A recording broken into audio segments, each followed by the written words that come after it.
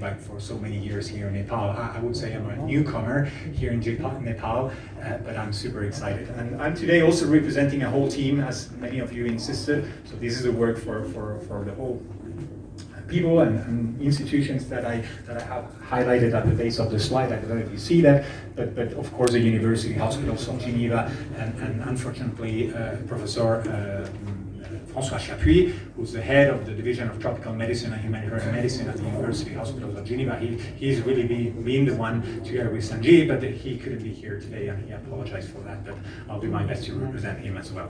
Okay, so let's get started. So we already heard about this study repeatedly. I'm sure many of you have already read this study, which is indeed a community-based study that was done in that specific part of Nepal, in the eastern part of Terai, and that showed, as Professor Warrell already highlighted this morning, quite interesting and important figures in terms of snakebite incidence and mortality in that specific part of the country. What is also quite interesting is that we see that the deaths occur at the village level, but interestingly also many deaths occur during transportation, and that's basically what connected this study with the other intervention that we also heard about with the motorcycles, trying to improve and accelerate the access to treatment center. So I won't give you further details on this study, I think we already addressed that, but what is particularly important is, I think, the moment in time that we have now, where somehow with this roadmap that was recently launched in Geneva following the World Health Assembly in May, the fact that we really have now an opportunity and a need to move from very important studies, as the many that we heard, and particularly the one I pointed here, that are subnational and that really focus on a particular area of the country, sometimes areas of the country that do have indeed a strong incidence, but the idea of now going beyond that and trying to move to the national level and trying to cover community studies that cover really the whole country, to really understand the potential homogeneity or the heterogeneity that may be the case for some countries, where we may have some areas where there is a high incidence while other areas may be less affected, or, as you also pointed very interestingly, there may be different determinants in different parts of the country, and it is indeed complicated to understand which are the most prevalent determinants in different parts of the country. So this is exactly what we've, well, first of all, I would like to highlight the fact that there are a number of initiatives out there looking at this, a number of studies that have already been mentioned, so in Sri Lanka, in India and Bangladesh, really trying to look at this at the national level. There are very interesting studies that are ongoing now. I don't know if you can see that. Here in Kenya and Nigeria, with a group of Professor Robert Harrison from Liverpool, and then the team from Professor Habib in Nigeria with the African Snakebite Research Group. They're doing very interesting work, and they're working now on the project, and also the work done by Médecins Sans Frontières, so Doctors Without Borders in South Sudan. But I would say these studies are not purely or fully national. So we still need to keep pushing to go really to the national level. And that's what we've been trying to do during the last months, literally. So this is a study I would like to highlight. It's an ongoing study that started very, very recently. The title of the study is Snakebite, bite with a Y intentionally, and I will explain you why exactly we have that Y and not that I. The full title of the project, let me just read briefly through that. So, tackling the second deadliest NTD, predicting and reducing the impact of snakebite on human and animal health.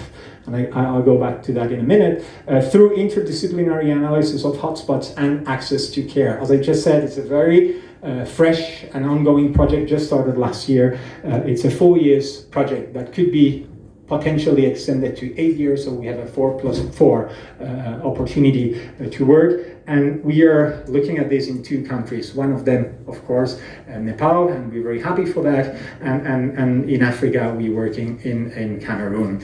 As you see here, it's a big team. I hope.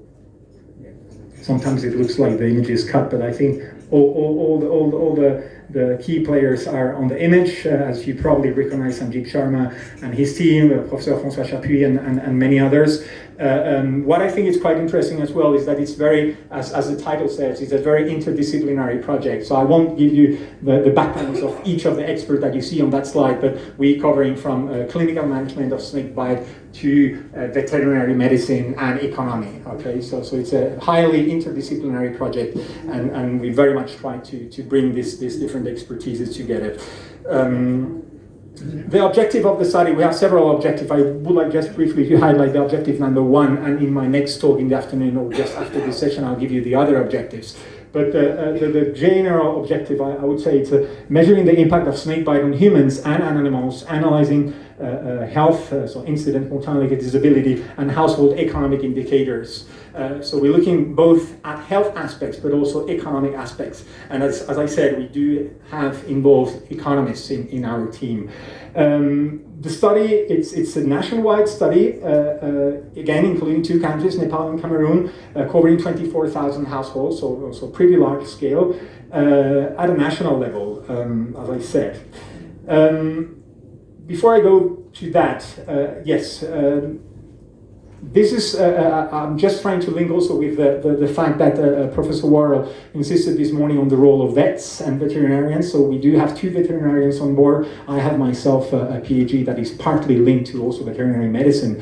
And just to highlight, this was published a couple of days ago, and indeed snakebite is also an issue in animals. And what we've seen from the literature, this is just a literature review, we've seen that a lot of the snakebite case reports affect mainly domestic animals and companion animals and pets, and there's very, very little information, almost non-information on livestock animals. But this, based on discussions that we have in different contexts, both in sub-Saharan Africa and also in Asia, it seems to be a problem, and we wanted to look at this, but literature is not helping a lot to really understand this.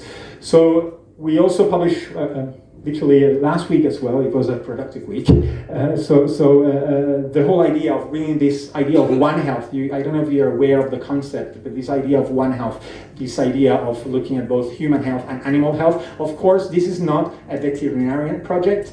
The way we look at animal health is just as a link to human health. Our goal here is, as I insisted, with the economic dimension, is trying to understand what is the impact on snakebite in humans directly, in animals directly, but also what is the impact indirectly by losing animals, because animals, as you know, we want to look at livelihood losses and what is the importance of that in both humans and animals. So that's the message basically of this paper. And I will stop here.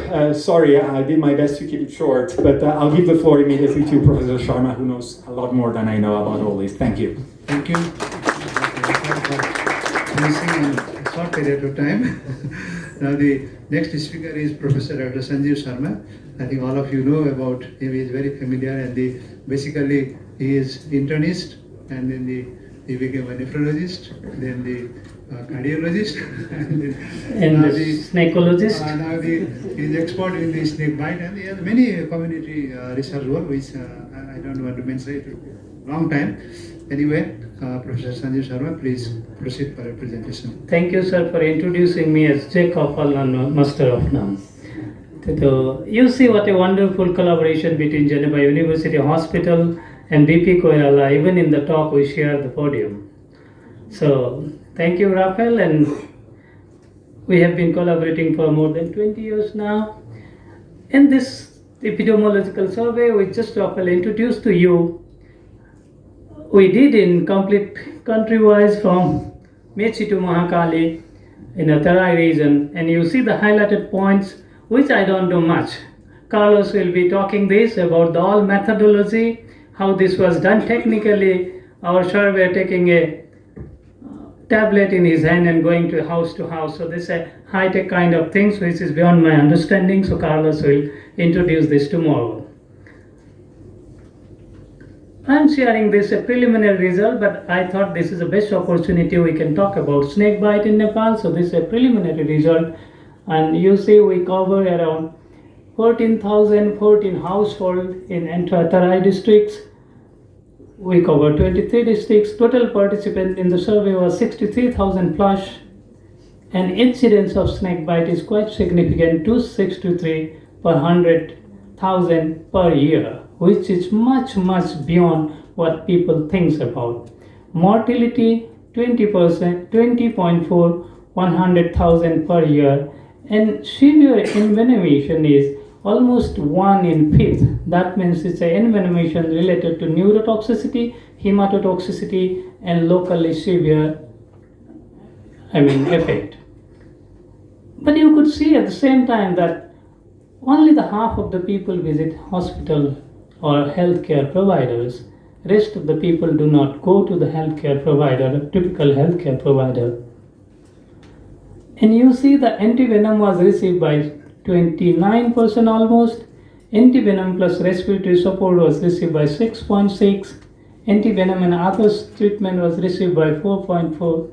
Respiratory support only, we do not know the reason why you did not receive antivenom, because we are analyzing the details. And wound care of surgery needed in 1 of every 7th patient. So this probably will later on, when we continue to analyze, especially the Geneva University group will analyze those economic impact, and we will come to know what is the economic impact also from this. You could see that the incidence in certain area is high in comparison to other area. I'll not go into detail. Similarly, the mortality is also very high in certain districts of Nepal than in other parts. We did a study in Longbek in 2000, and we saw that the mortality varies from, in hospital-based study, mortality varied from 0.3% to 58%.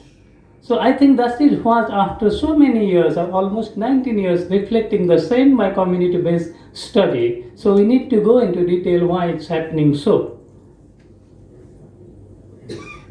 Now coming to animal health, as Rafael has already mentioned, there are hardly any study to look at those aspects in community. So animal incidence is 121 per 100,000 animals.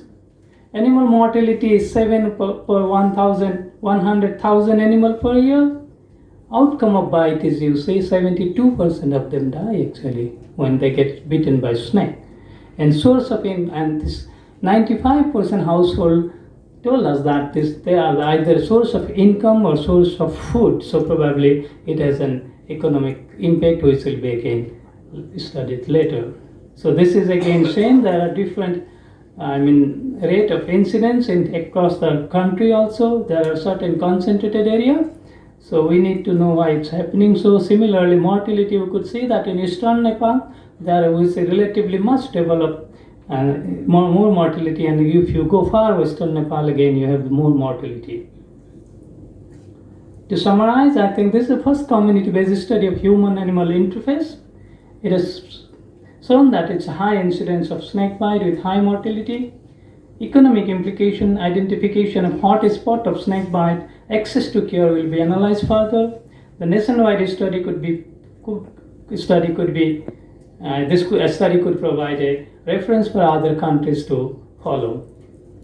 Thank you very much for your time. Thank you, Mr. Sanjib Sharma,